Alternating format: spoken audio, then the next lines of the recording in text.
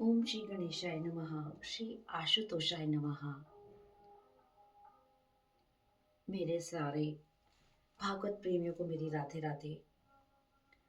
आज हम श्रीमद् भागवत महापुराण सप्ताह कथा एक सदग्रंथ दशम स्कंद उत्तरार्थ का अध्याय 75 करने जा रहे हैं, जिसमें राजसूय यज्ञ की पूर्ति और दुर्योधन का अपमान का वर्णन किया गया है। राजा परीक्षित ने पूछा, भगवान, धर्मराज युधिष्ठिर के राजसूय यज्ञ महोत्सव को देखकर सब बहुत आनंदित हुए, किंतु दुर्योधन को बड़ी पीड़ा हुई। आपके मुख से हमने यह सुना, कृपा करके इसका कारण बताइए। श्री सुखदेव जी ने कहा, राजन, तुम्हारे पितामह युधिष्ठिर बड़े महात्मा थे। उनके प्रेम बंधन में बंधकर सभी बंधु बांधवों ने राजसूय यज्ञ में विभिन्न सेवा कार्य स्वीकार किया। चक्रवर्ती राजा युधिष्ठिर द्रौपदी आदि रानियों के साथ सुंदर घोड़ों से युक्त सोने के हारों से सुसज्जित रथ पर सवार होकर ऐसे शोभा पा रहे थे जैसे स्वयं राजसूय यज्ञ प्रयाज आदि क्रियाओं के साथ मूर्तिमान होकर प्रकट हो गया हो। ऋत्विजों ने पत्नी संयाज तथा यज्ञांत स्नान संबंधी कर्म करवाकर द्रौपदी के साथ सम्राट युधिष्ठिर को आचमन करवाया और उसके बाद गंगा स्नान।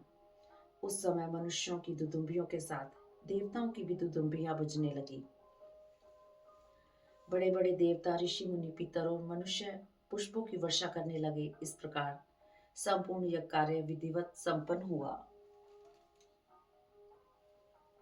राजसूय यज्ञ में जितने लोग आए थे, परम शीलवान ऋत्विज, ब्रह्मवादी सदस्य, ब्राह्मण, क्षत्रिय, वैश्य, शूद्र, राजा, देवता, ऋषि मुनि, पितर तथा अन्य प्राणी और अपने अनुयायियों के साथ लोकपाल, इन सब की पूजा महाराज युधिष्ठिर ने की। इसके बाद वे लोग धर्मराज युधिष्ठिर से अनुमति लेकर अपने अपने निवास स्थान को चले गए।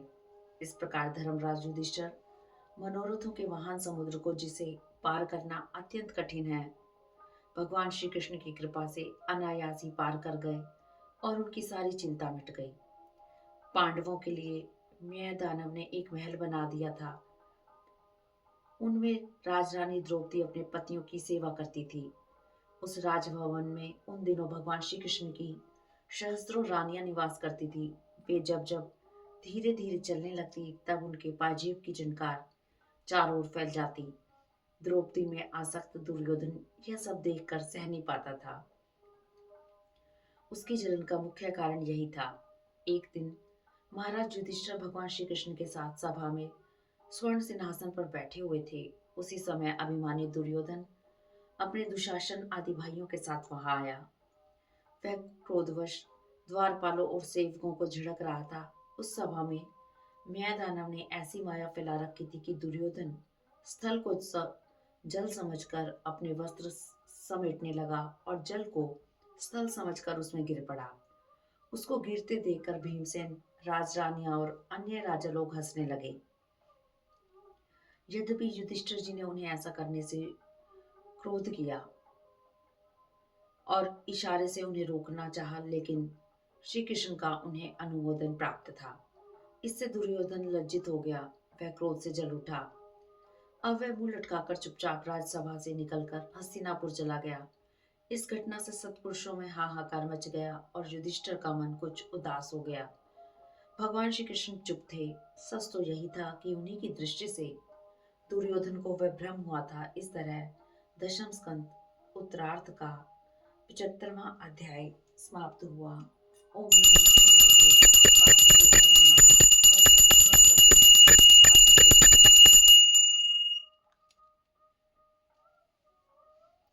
अध्याय 76। शाल्व के साथ यादवों का युद्ध। श्री सुखदेव जी कहते हैं, परीक्षित, शाल्व शिशुपाल का सखा था और रुक्मिणी के विवाह में शिशुपाल की ओर से आया हुआ था। उस समय यदुवंशियों ने युद्ध में जरासंध आदि के साथ शाल्व को भी जीत लिया। उस दिन राजाओं के सामने शाल्व ने प्रतिज्ञा की कि मैं पृथ्वी से यदुवंशियों को मिटा कर छोड़ूंगा। मूढ़ शाल्व ने ऐसी प्रतिज्ञा कर भगवान शिव की आराधना प्रारंभ कर दी। वह दिन में केवल एक बार मुट्ठी भर राख फांक लेता था। एक वर्ष बाद प्रसन्न होकर भगवान शिव ने उसे दर्शन दिए और वर मांगने के लिए कहा। उसने वर मांगा, मुझे आप एक ऐसा विमान दीजिए जो देवता, असुर, मनुष्य, गंधर्व, नाग और राक्षसों से तोड़ा ना जा सके, जहां इच्छा हो वहां चला जाए और यदुवंशियों के लिए अत्यंत भयंकर हो। भगवान शंकर ने तथास्तु कह दिया। उनकी आज्ञा से दानव ने लोहे का सोब नामक विमान बनाया और शाल्व को दे दिया। वह विमान अंधकार में नगर ही था, उसे देखना और पकड़ना कठिन था। शाल्व ने वह विमान प्राप्त कर द्वारका पर चढ़ाई कर दी। शाल्व के विमान ने द्वारकापुरी को अत्यंत पीड़ित कर दिया। भगवान प्रद्युम्न अपनी प्रजा को पीड़ित देकर अपने शस्त्र अस्त्र लेकर शाल्व के सामने आकर उनका सामना करने लगे। उनके साथ सात्यकी, सांब, अक्रूर, कृतवर्मा आदि वीर भी युद्ध में शामिल हो गए। भयंकर युद्ध होने लगा। शाल्व का विमान मायामय होने के कारण कहीं दिखाई नहीं देता। शाल्व विमान और सैनिकों के साथ साथ जहां दिखाई पड़ता वहीं वहीं यदुवंशी सेनापति बाणों की झड़ी लगा देते थे। उनसे विमान और शाल्व की सेना अत्यंत पीड़ित हो गई और शाल्व मूर्छित हो गया। शाल्व का मंत्री धूमान बड़ा बली था। उसने प्रद्युम्न पर बाण मारे और अपनी फौलादी गदा से उन पर प्रहार किया। प्रद्युम्न जी मूर्छित हो गए। उनका सारथी दारुक का पुत्र सारथी धर्म के अनुसार उन्हें रणभूमि से हटा ले गया। 2 घड़ी में प्रद्युम्न की मूर्छा हटी। उन्होंने सारथी से कहा, हमारे वंश में रणभूमि से कोई नहीं हटा। सूत तू कायर है। अब मैं अपने दाऊ बलराम जी और पिता श्री कृष्ण के सामने कैसे जाऊंगा? मेरी भाभियां मेरी हंसी उड़ाएगी। तूने रणभूमि में मुझे हटाकर अक्षम्य अपराध किया है। सारथी ने कहा, प्रभु, मैंने जो कुछ किया सारथी का धर्म समझकर किया है। युद्ध का यह धर्म है कि संकट पड़ने पर सारथी रथी की रक्षा कर ले और रथी सारथी की। शत्रु की गदा से आप मूर्छित हो गए थे, इसी से मुझे ऐसा करना पड़ा। इस तरह दशम स्कंद उत्तरार्ध का 67वां अध्याय 76वां अध्याय समाप्त हुआ। अध्याय 77 शाल्व का उद्धार। श्री सुखदेव जी कहते हैं, परीक्षित, प्रद्युम्न जी ने हाथ मुंह धोकर वच पहन धनुष धारण कर सारथी से कहा, मुझे वीर धुमान के पास ले चलो। उस समय धुमान यादव सेना को तहस नहस कर रहा था। प्रद्युम्न जी उसके सामने पहुंचकर उससे युद्ध करने लगे। लगातार 27 दिन तक युद्ध चलता रहा। उन दिनों भगवान श्री कृष्ण हस्तिनापुर गए हुए थे। वहां उन्होंने देखा कि भयंकर अपशकुन हो रहे हैं। तब उन्होंने कुरुवंश के बड़े बूढ़ों ऋषियों, मुनियों, कुंती और पांडवों से अनुमति लेकर द्वारका के लिए प्रस्थान किया। यहाँ आकर सचमुच विपत्ति देखकर उन्होंने बलराम जी को नगर की रक्षा के लिए नियुक्त कर दिया और स्वयं रथ पर सवार हो युद्ध क्षेत्र में आ गए। उन्होंने देखा कि शाल्व की सारी सेना प्राय नष्ट हो चुकी है। अब भगवान श्री कृष्ण और शाल्व में युद्ध होने लगा। युद्ध बड़ा भयंकर था। शाल्व ने भगवान श्री कृष्ण की बाई भुजा में बाण मारा। इससे शांग धनुष भगवान के हाथ से छूटकर गिर पड़ा। आकाश से देवता लोग हाय हाय पुकार उठे। तब शाल्व ने गरज कर कहा, मूढ़, तुमने हमारे सामने हमारे भाई और सखा शिशुपाल की पत्नी को हर लिया तथा भरी सभा में, जबकि हमारा मित्र शिशुपाल असावधान था, तूने उसे मार डाला। तू अपने को अजय मानता है। यदि मेरे सामने ठहर गया तो आज मैं तुझे अपने तीखे बाणों से वहां पहुंचा दूंगा जहां से फिर कोई लौट कर नहीं आता। भगवान श्री कृष्ण ने कहा, अरे मतिमंद, शूरवीर व्यर्थ की तरह बकवाद नहीं करते, वे अपनी वीरता को दिखाया करते हैं। इस तरह कहकर भगवान श्री कृष्ण ने क्रोधित हो अपनी तीव्र और भयंकर गदा से शाल्व की हंसली पर प्रहार किया, जिससे वह खून उगलता हुआ कांपने लगा। इधर गदा जब भगवान के पास लौट आई तब शाल्व अंतर ध्यान हो गया। इसके बाद 2 घड़ी बीतते बीते एक मनुष्य भगवान के सामने आकर उन्हें प्रणाम कर कहने लगा, मुझे आपकी माता देवकी ने भेजा है और कहा, श्री कृष्ण शाल्व तुम्हारे पिताजी को बांध कर ले गया है। यह अप्रिय समाचार सुनकर भगवान श्री कृष्ण मनुष्य की तरह कहने लगे, ओहो, मेरे भाई बलराम जी की सुरक्षा से शाल्व मेरे पिताजी को बांध कर कैसे ले गया? उसी समय शाल्व वासुदेव जी के समान एक माया रचित मनुष्य लेकर वहां पहुंचा और कहने लगा, मूर्ख, देख, यही तुम्हारे पिता हैं। मैं इन्हें अभी मार डालता हूँ। यदि तुम वीर हो तो इन्हें बचा लो। मायावी शाल्व ने इस प्रकार भगवान को फटकार कर माया रचित वासुदेव का सिर तलवार से काट दिया और उसे लेकर अपने आकर्षित विमान पर जा बैठा। भगवान तो सब जानते ही थे, फिर भी साधारण मनुष्य की तरह शौक कर शाल्व का वध करने के लिए उद्यत हो गए। अब शाल्व भगवान पर बड़े उत्साह से शस्त्रों की वर्षा करने लगा। भगवान ने अपनी गदा से उसके विमान को चूर चूर कर समुद्र में गिरा दिया। शाल्व हाथ में गदा लेकर धरती पर भगवान के सामने कूद पड़ा और गदा से श्री कृष्ण पर प्रहार किया। भगवान ने अपनी गदा से उसके हाथ को काट दिया और सुदर्शन चक्र से उसका सिर काट दिया। उस समय शाल्व के सैनिक हाय हाय करने लगे। देवता लोग आकाश में दुदुम्बियां बजाने लगे। इसी समय बदला लेने दंत वक्त आ गया। इस तरह दशम स्कंद उत्तरार्थ का 77वां अध्याय समाप्त हुआ। ओम नमो भगवते वासुदेवाय नमः। ओम नमो भगवते वासुदेवाय नमः। अध्याय 78 दंत वक्त्र और विदुरथ का उद्धार तथा तीर्थ यात्रा में बलराम जी द्वारा सूत जी का वध। श्री सुखदेव जी कहते हैं, परीक्षित, दंत वक्त्र अकेले ही गदा लेकर आया और भगवान से कहने लगा, मूर्ख, वैसे तो तुम मेरे मामा के लड़के हो, किंतु मेरे मित्रों को मारकर मेरे शत्रु बन गए हो। मैं तुम्हें मारकर अपने मित्रों के ऋण से उऋण हो जाऊंगा। ऐसा कहकर भगवान के ऊपर अपनी गदा से प्रहार किया। उसके प्रहार से अपने को बचाकर श्री कृष्ण ने अपने कोमोद की गदा से उसको मार डाला। जैसे ही शिशुपाल की मृत्यु का समाचार हुआ, सबके सामने ही दंत वक्त्र के मृत शरीर से एक अग्नि सूक्ष्म ज्योति निकली और वह भगवान श्री कृष्ण में समा गई। दंत वक्त्र का भाई विदुरथ तलवार लेकर आया। भगवान ने अपने चक्र से उसका सिर काट डाला। उधर बलराम जी ने सुना कि दुर्योधन आदि कौरव पांडवों के साथ युद्ध करने की तैयारी कर रहे हैं। वे किसी का पक्ष लेकर लड़ना पसंद नहीं करते थे, अतः वे तीर्थों में स्नान करने के बहाने द्वारका से चले गए। प्रभास क्षेत्र में आकर उन्होंने स्नान किया और ब्राह्मणों को भोजन कराया। कुछ ब्राह्मणों के साथ वे सरस्वती नदी की ओर चल पड़े। पृथुदुख, बिंदुसर, त्रितकूप, सुदर्शन तीर्थ, विशाल तीर्थ, ब्रह्म तीर्थ, चक्र तीर्थ और पूर्व वाहिनी सरस्वती तीर्थ होते हुए बलराम जी नैमिषारण्य आ गए। उस समय ऋषि लोग वहां सत्संग रूप महान सत्र कर रहे थे। सभी ऋषियों ने उठकर बलराम जी का स्वागत किया और प्रणाम आशीर्वाद करके उनकी पूजा की। बलराम जी ने देखा कि रोमहर्षण जी सूत जाति में उत्पन्न होने पर भी ब्राह्मणों से ऊंचे स्थान पर बैठे हैं और उनके आने पर न तो उठकर स्वागत किया और न हाथ जोड़कर प्रणाम ही। इस पर उन्हें क्रोध आ गया। वे कहने लगे, अपने को बड़ा पंडित मानने वाले इस उदंड सूत का वध ही उचित है। ऐसा कहकर उन्होंने अपने हाथ से स्थित कुश की नोक से उन पर प्रहार कर दिया और वे तुरंत मर गए। सूत जी के मरते ही सब ऋषि मुनि चिल्लाने लगे। उन्होंने कहा, प्रभु, आपने बहुत बड़ा धर्म किया है। इन्हें हम ही लोगों ने ब्राह्मण उचित आसन पर बैठाया था और सत्र समाप्ति तक के लिए उन्हें शारीरिक कष्ट रहित आयु भी दे दी थी। अनजान में आपने यह ब्रह्म हत्या समान पाप कर दिया। यदि अपनी इच्छा से इस ब्रह्म हत्या का आप प्रायश्चित कर लेंगे तो इससे लोगों को बहुत शिक्षा मिलेगी।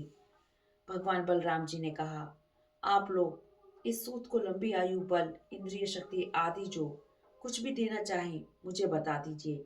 मैं अपने योग बल से सब कुछ संपन्न किए देता हूँ। ऋषियों ने कहा, प्रभु, आप ऐसा उपाय कीजिए जिससे आपका शस्त्र पराक्रम और इनकी मृत्यु भी व्यर्थ ना हो और हम लोगों ने उन्हें जो वरदान दिया था वह भी सत्य हो जाए। बलराम जी ने कहा, ऋषियों, वेदों का ऐसा कहना है कि आत्मा ही पुत्र के रूप में उत्पन्न होता है, इसलिए रोमहर्षण के स्थान पर उनका पुत्र आप लोगों को पुराणों की कथा सुनाएगा। उसे मैं अपनी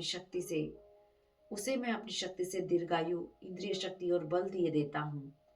इसके अतिरिक्त आप लोग और जो कुछ चाहते हैं वह भी मैं करूँगा। अनजान में हुए मेरे अपराध का प्रायश्चित भी आप लोग सोच विचार कर बताइए। ऋषियों ने कहा, बलराम जी, इलवल का पुत्र वलवल नामक भयंकर दानव प्रत्येक पर्व पर यहाँ आकर पीप, खून, विष्ठा, शराब और मांस आदि की वर्षा कर हमारे शत्रु को दूषित कर देता है।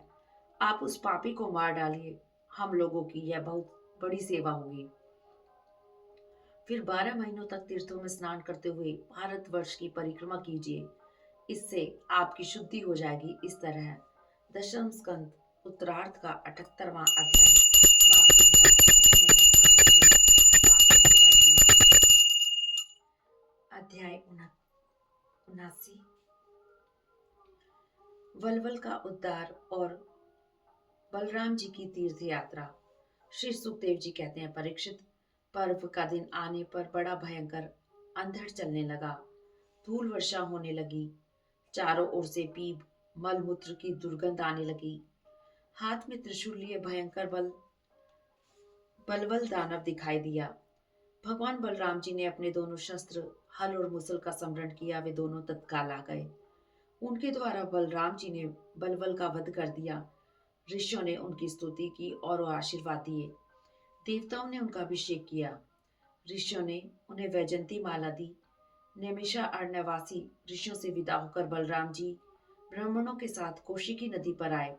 वहां स्नान कर वे उस सरोवर पर गए जहां से सरयू नदी निकलती है। पितरों का तर्पण करते हुए वे प्रयाग, पुल्हा आश्रम, गंडकी, गोमती, विपाशा, सोननद होते हुए गया गए।